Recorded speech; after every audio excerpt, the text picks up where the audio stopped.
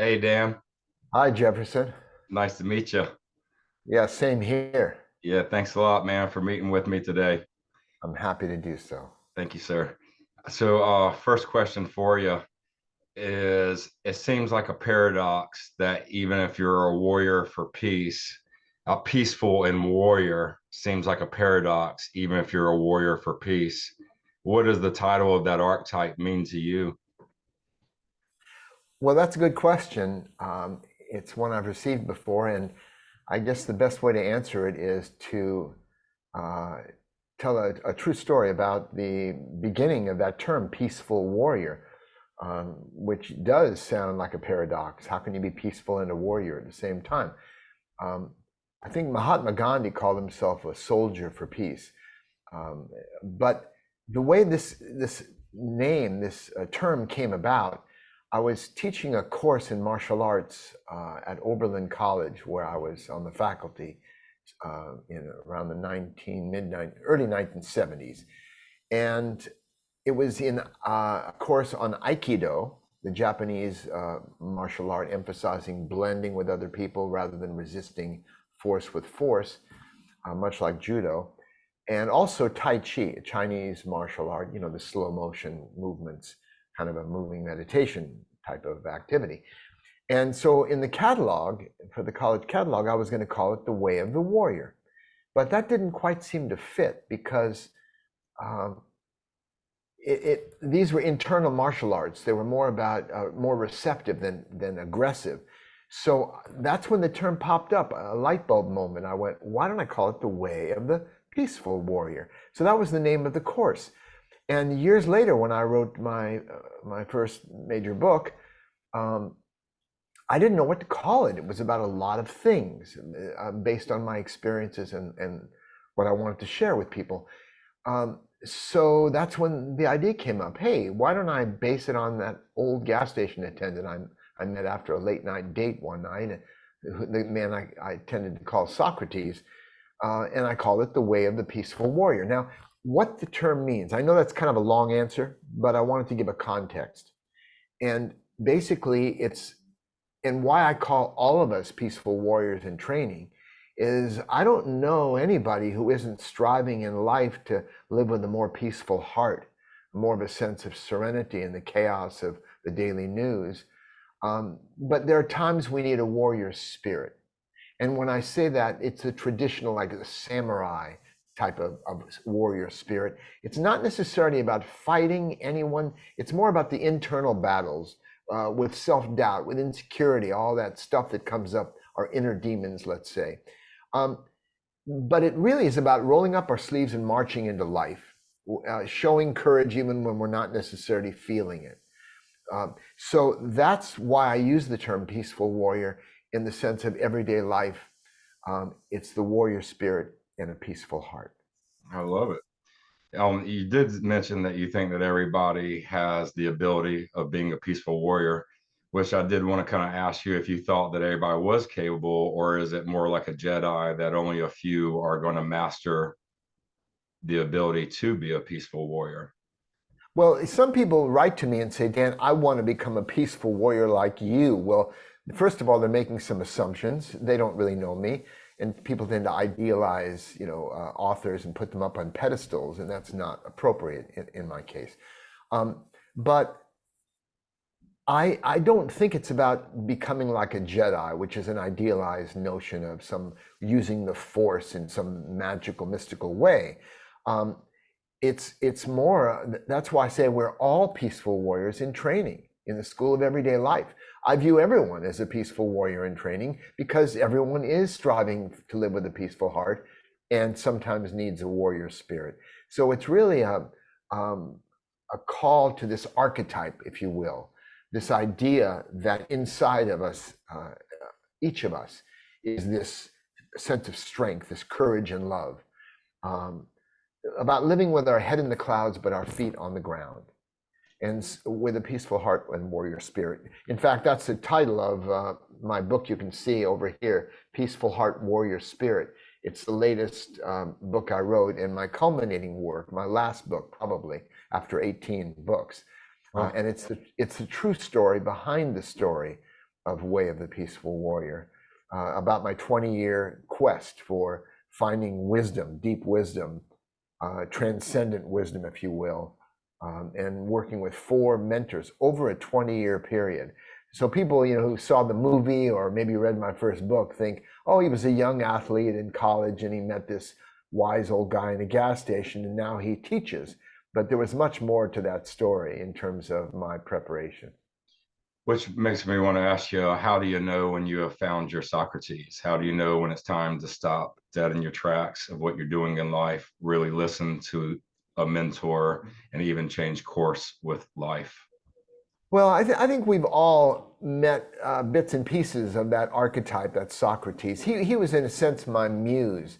When I was 34 years old writing the book, no one really wanted to hear from 34-year-old Dan Millman, former gymnast, but through Socrates, they were willing to listen through this mysterious, enigmatic old teacher.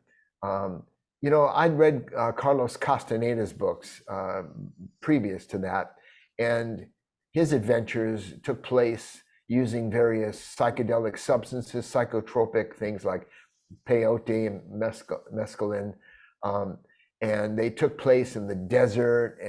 And I wanted to show that we could find wisdom in everyday life, even from an old service station attendant. Yeah. And the idea of a service station seemed particularly appropriate because it's all about service. My favorite movie is Groundhog Day, because ultimately that story is a man evolves and evolves and evolves, and ultimately there's nothing left for him to do but serve others and be a helping force in the world. And that's why what intrigued me about your podcast, Good People News, I really love that title. Thank you very, very much. I appreciate it. Yes. I do have to say that when somebody did put your book under my pillow when I was a freshman in college about 30 years ago, it definitely changed the trajectory of my life. Wow. Because I grew up in a military family, and everything is a battle till death. And to me, I was telling my son the other day, I got arrested once at 21 years old for fighting, and the amount of fights that I've prevented ever since by letting go of the ego and doing all you can not to get into that physical confrontation with somebody. It's an intention, it's a mindset. And it's not that confrontation doesn't come your way, but not actually getting physically involved. But that leads me to something I really want to ask you, and especially because of where we are in today's time. Yeah. When is it okay to be physically defensive of that which you love, whether it's your family, your community, your country, whatever it may be that you find important to defend because you want to keep the quality as well as the longevity? Boy, I like these questions. This is something each person has to decide for themselves, their line in the sand, so to speak. But I do often point out when I taught martial arts as part of my background, starting with judo and then karate and then aikido, then tai chi, and then a Russian martial art called Sistema, even though that brand has been somewhat tarnished of late. Quite an interesting art. So I've been involved with martial arts and the idea of combat. The way I see it is that someone who calls themselves a pacifist, who it's an admirable philosophy to do no harm, not just to other people, but even to avoid harm to creatures. It's an admirable idea, but someone who is capable of defending themselves, who's trained in self-defense, if they choose to inflict no harm or minimum harm in order to defend themselves or their loved ones or their country, that's a pacifist. But someone who is untrained and unable to defend themselves or their family, that's not really a pacifist, that's a victim. So I believe that it's perfectly appropriate. No one has a right to inflict themselves upon us and force themselves in some sense and victimize us. And good people out there need to have some training. And there are some very good self-defense courses. Some are impractical, idealistic, fake empowerment. Do this technique and that, and you'll be all right. We see these things on the internet all the time, but really good training that I think is important for us to do, and often aggression comes out of a sense of lack of power, powerlessness. People who have something to prove. And I really appreciate your sharing some about your own evolution, coming from a military family. Um, and, I appreciate the service that military families have given and the sacrifices they've made. Um, but the Peaceful Warrior's Way, and I have somewhere, somebody sent me a picture of someone who was in Afghanistan taking a nap with Peaceful Warrior, the book open next to his head. Apparently he was reading it, and his AR-15 or whatever it was, military grade assault weapon, next to him while he was taking a nap. I remember that image.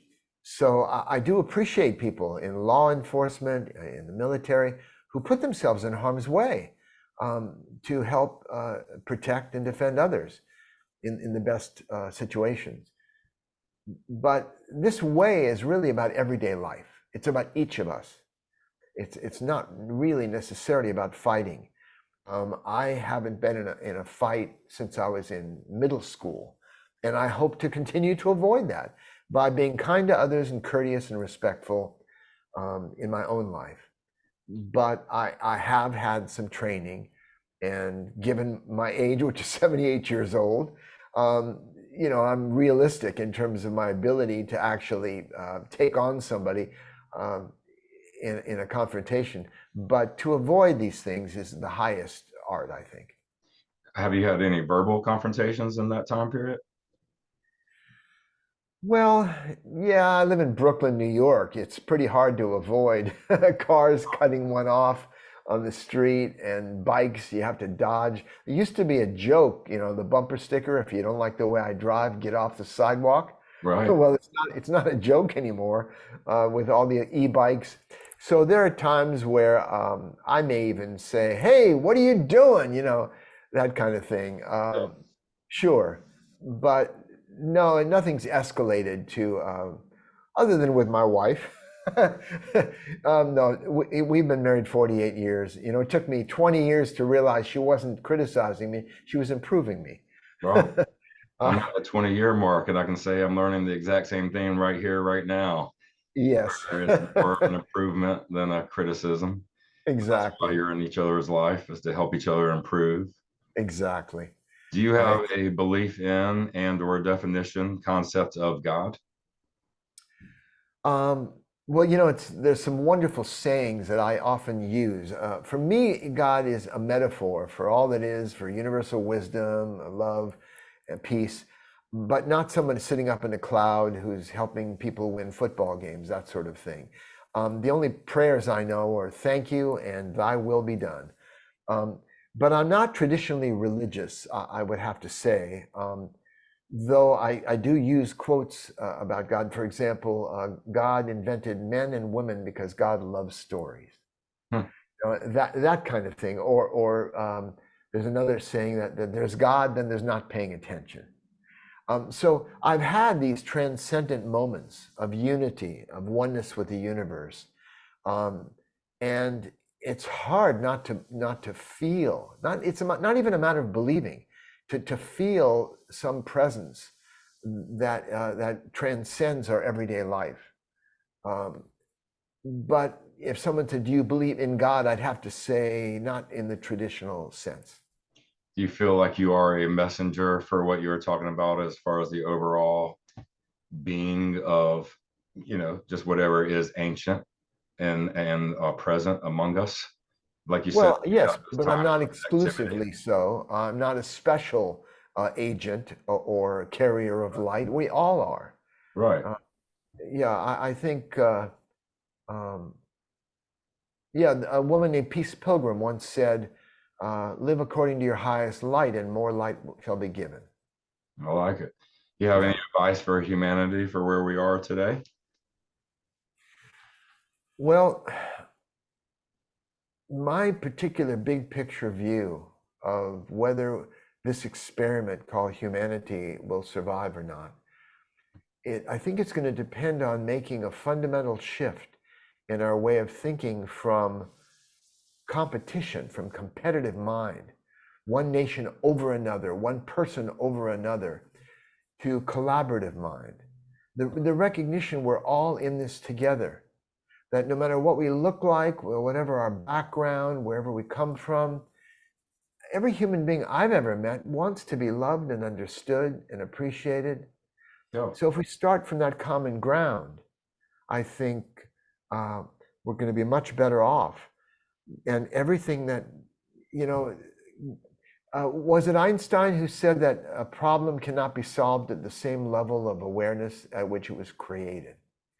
And so we have to shift to another level of awareness, that we are all connected in some fundamental way, and to just drop flowers, not bombs. You know, I was never a hippie back in the old days. You know, I was going to Berkeley in the 60s, but I was never really a hippie. But I have some of that strain of some of those thoughts, the idea of flower power, well, let me tell you just a quick story, because this is appropriate for Good People News. Aldous Huxley wrote a book called Brave New World, you know, a classic book. And when he was in hospice care, when he was dying, he was visited by his friend Houston Smith. And Mr. Houston Smith was a college professor who literally wrote the book on world religions. Houston had studied many different religious traditions around the world of various kinds. And Aldous himself, Aldous Huxley, and Houston knew this. He had studied spiritual traditions, and not just read about them, but actually practiced them all over the world. And so when Aldous was near his end, his friend Houston said, "Aldous, you've done so much exploration. Is there any way you can possibly summarize everything you've learned?" And he said, "I'm a little embarrassed to say that I can summarize it all in about 6 words. Try to be a little kinder." Wow. And maybe it comes down to that, with all the complications in metaphysics and belief systems and models and theories. Maybe it comes down to simple kindness between people, recognizing on some level their essential unity. Would you say that's been one of your main intentions in writing all your books and in everything that you do in public service, like even having an interview like this? Well, yeah, it is. It's not as if it was a conscious thing. I think I will come from this viewpoint. It just was a part of me that was meaningful. Because I don't think we're just seeking happiness. You know, in the movie version, the adaptation from Way of the Peaceful Warrior, in the film version that came out in 2006 with Nick Nolte, there's a big emphasis on happiness. He says it's the only thing. And that's what I thought when I wrote the book. Because if we want a new car, a new relationship, more money, ability to travel, whatever those things are, they seem to represent things that would make us happier. And, you know, I tell people one of the best things about going to college is you find out it doesn't make you happy. You know, there are people who go for years saying, if only I'd gone to college, I'd be happy. If only I had a great relationship, I'd be happy. If only I had children, I'd be happy. If only I hadn't had children, I'd be happy. If only I made more money, I'd be happy. If only I traveled more, I'd be happy. If only I was retired, I'd be happy. But until we realize there's no such thing as future happiness. We're either happy now as a practice, not just feeling good or feeling giddy or something. We all know what that feels like, but it never lasts. But it's a deeper practice. Happiness is actually, in fact, we all know how we behave when we're feeling happy. We know that we're more expansive, more enthusiastic, more present with people. We're kinder when we're feeling happy. So as a practice, behave, bring happiness into life, behave as if you're happy. Now, one of the most controversial things that I teach, this approach to living, I call the Peaceful Warrior's Way. It's probably the most controversial thing I teach. I don't encourage people to feel happy or loving or kind or courageous or confident. I only encourage them to behave that way. Now, yeah, I know most people have that response to go, what do you mean? You encourage people to act one way even if they're not feeling that way? Isn't that kind of pretense? But then I ask people, if they ask me about pretense, I go, well, what if you saw a toddler walking in a busy street, in the middle of the street, cars racing by, maybe not even seeing the child, and terrified, you ran out into the street, grabbed the toddler, and pulled it to safety. Now, you behaved with courage, even if you were terrified. So you were feeling one thing and behaving in another way. Yes. Would that be pretense or would that be a virtue? Is it a pretense if you behave with confidence, even if you're feeling shy? Is it a pretense if you're feeling irritated and say a kind word to someone? Is it pretense to act happy and to bring that into life, even if you're not necessarily feeling giddy? So to me, happiness is a practice. But what I think we're seeking, much more than just happiness, is meaning and purpose and connection in our life. The idea that our lives are worth something. That's what I think my thoughts have evolved into that area more about meaning and purpose.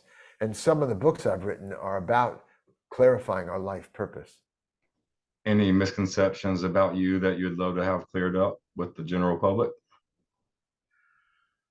Well, I don't know what misconceptions people have, but I do know people tend to idealize. It's funny, this idea of idealism. Religion and spirituality tend to be idealistic because that's their purpose, to call us to our highest ideals, who we could be. But to me, it's important to be real and authentic, to be who we are. So ideals are what we're striving toward. And reality is who we are right now. So in answer to your question on that topic, I think people tend to they make heroes of people. They put them up on a pedestal. And if they find the least flaw, then they're disappointed in the person. And to me, that's a little silly. We all are human beings in this together. In fact, most people who meet me say, what I like about you, Dan, you're a regular guy, you don't put on airs. And I just never buy into press clippings. So, I was moved to write a book. I did. And then I didn't write another book for 10 years because I had nothing new to say. But then new mentors entered my life and a lot of exciting information. So I wanted to share that. So I wrote Sacred Journey of the Peaceful Warrior. Then people said, Dan, your first 2 books inspired me, but how do I apply this stuff in everyday life? So I wrote a book called No Ordinary Moments, A Peaceful Warrior's Guide to Everyday Life. Yes. And then I wrote The Life You Were Born to Live, and so on and so forth. Each book said, write me. I've never written a book just to put another book out there. It took me over 40 years to write 18 books.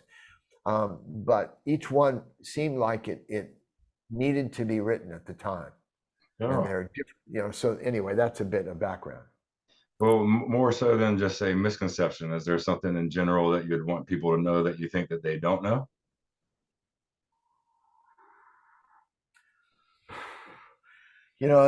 A saying popped into my mind by Golda Meir. She said, stop acting so humble, you're not that great. Oh. So I guess I was going to say I'm a regular guy, but of course I'm a regular guy. Yeah. We're all regular guys and gals, Yeah. So I don't think it's a misconception. I don't think there's anything particularly people want or need to know about me. I've written ad nauseum in my books about me. So, it's pretty much all there. Now, my books do blend fact and fiction. Way of the Peaceful Warrior is based on autobiographical material. The movie more loosely. It's based loosely on the book.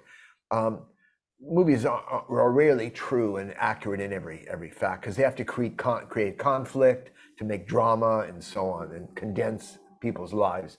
Um, so no, there's nothing particularly I need to share beyond what I already have. And this kind of goes back a little bit to what we were talking about a little bit earlier, and you mentioned being in Brooklyn. Do you have any special techniques that you use to potentially diffuse a potentially explosive situation? Like when you see the guy driving the car on the sidewalk, and it's not in the moment where you're really having to prevent your life from being taken. Yeah. You have a Yeah. second to reflect with somebody. Do you personally use any special techniques to kind of keep things peaceful? Well, I'd only want to share something that anyone could do. So let me offer a secret spiritual technique Yeah. that we can do, and it's called well, it starts with this. It's called speaking from center. Okay. Um, it's in a way, it's speaking from our heart. Um, if I were to ask you to think to put your attention on your ears or your nose or your elbows, you could do that.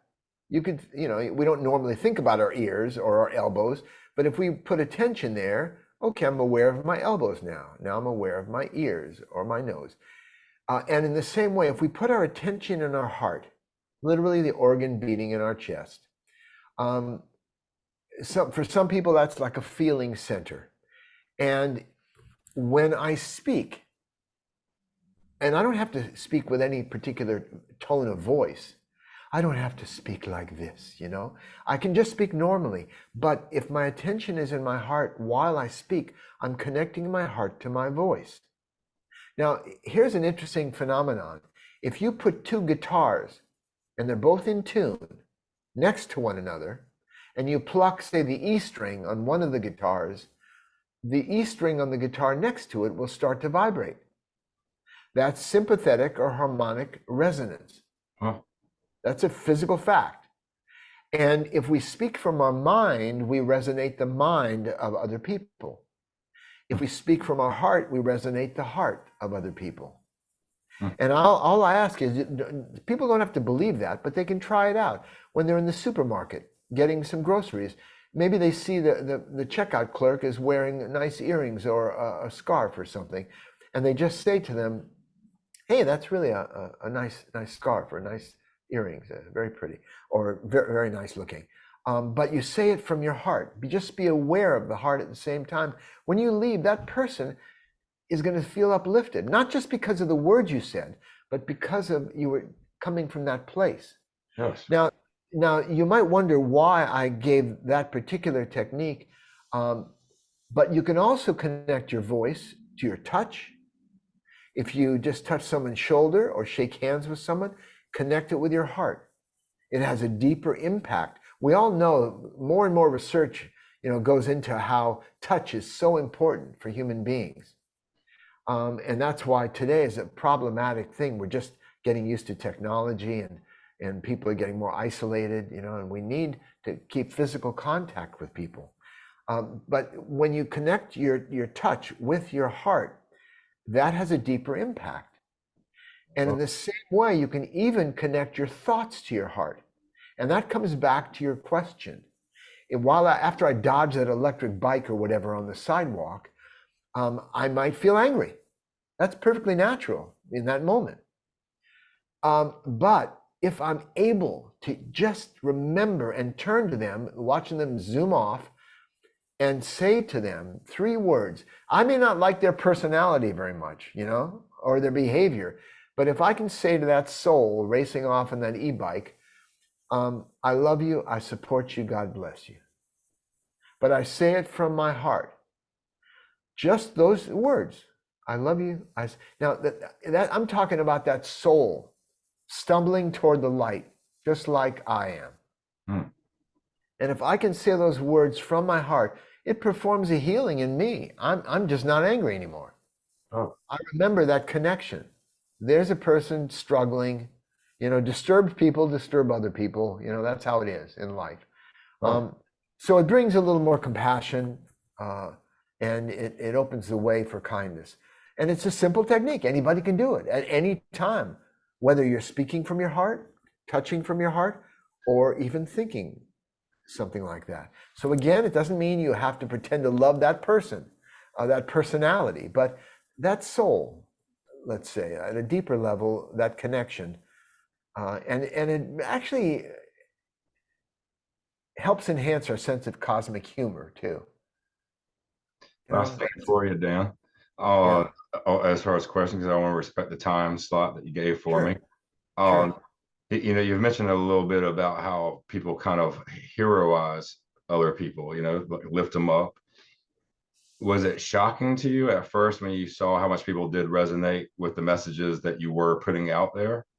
Oh, And absolutely. Uh, did you feel like that the messages themselves changed you from who you were as a person originally as well? And that's why you can stand with it as you help other people get to it? I'd have to say yes, Jefferson. Um, I thought maybe a few college students would like the book. I had no idea that it would reach millions of people around the world in every walk of life. Not, I could drop names, but I'm not going to, in the entertainment industry and politics, and all sorts of people have been influenced or uplifted by the book. And I really had no idea. I think when people say this book changed my life, by the way, the subtitle of Way of the Peaceful Warrior is a book that changes lives. I didn't give it that subtitle. Oh, When it first came out in hardback, the subtitle was A Basically True Story. It basically, was true story. Yeah, it was called Basically True Story, the subtitle of the book. My editor thought that would be clever because it did blend fact and fiction Right. for the sake of the teaching. But the bookstores, this is way before the internet, they weren't amused. They didn't know where to put it. So most of the bookstores said, "Nah, we don't want it. It sounds too weird. We don't know what this book is." Only when it came out in paperback, I'd received so many letters from the few copies that were sold initially, a few thousand. People were going, "This book changed my life. This book changed my life," and I was really gobsmacked. It was like, "What?" Um, but I think what it did was it reminded them of maybe our higher potential and promise, the bigger picture of life. Oh, and the fact that you were a real person going through real human struggles, Right, that you right, were on a completely different path with completely different intentions, and then life happens. And then life also gives you the blessings of the teachers and the mentors that enter at the proper time. And they keep entering, they keep coming into your life and keep expanding upon the consciousness that you've now been given that you didn't have in the past. So you can kind of reflect with each letter that you get or each compliment that you get that this also was your journey, that this was also your reflection into this knowledge. And for a lot of authors that we read, whether it's the Lao Tzu's, the Confucius, and we can go way deep on a lot of these philosophies. They run very deeply. I feel like as a songwriter, there's nothing I can write that hasn't already been written. You're just putting it in your own tone, your own words. But we all come to the same ancient philosophy in our own time. Like there's a continuum, a connection from the beginning of humans to where we stand today. And so I right, think that when somebody can channel today with the ancient wisdom, so people can wear the clothes that we wear today and see somebody that reflects this ancient time of mentality with where we stand today. So I think that that's the instant connection that I had with you. And then instantly I found my Socrates. And then it took me about another 20 years to find I always say Mama Chia. I did want to ask you, is it Mama Sia, Mama Chia? Mama Chia. Mama Chia. And it took me about 20 years to find her. And I just tell you, Dan, off the clock here, I've been in anger management for the last 5 years. And I grew up in a very abusive situation in so many different ways. And a lot of times you learn to just react with what's given you. So you meet aggression with aggression, or you become a victim, like you said earlier.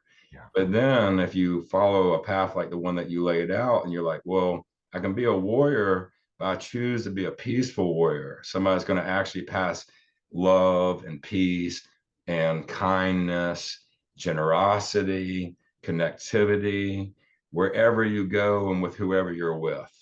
And so I have found whether it's gang members or Ku Klux Klan mentality, because those are two polar opposites, but everything in between, you can give love to anybody and everybody, and it will reflect back to you. But it doesn't mean that that person leaves your presence and that's now who they are, that they're walking and talking like Dr. King. It Right. just means that in that moment with you, they were able to mirror what you were mirroring to them. And I Beautiful. think that that's the biggest thing that you have done is you have set up a mirror. And anybody that expects you to always be that mirror or to always have been that mirror is missing the whole point of the intention of why you spent your lifetime trying to get all of us to look into the mirror, not your mirror, but our own mirror. Yes, that's beautiful. I had no idea. I mean, that's a lot of wisdom there and perspective, which is the better part of wisdom. They say there's one light and many lamps, and each of us is shining with our own light. Um, Andre G, by the way, I didn't know you were a songwriter too. That's terrific. Yeah, man. They say life will grind you down or lift you up, depending on your approach and your response to circumstance. And Yes. obviously, it's lifted you up.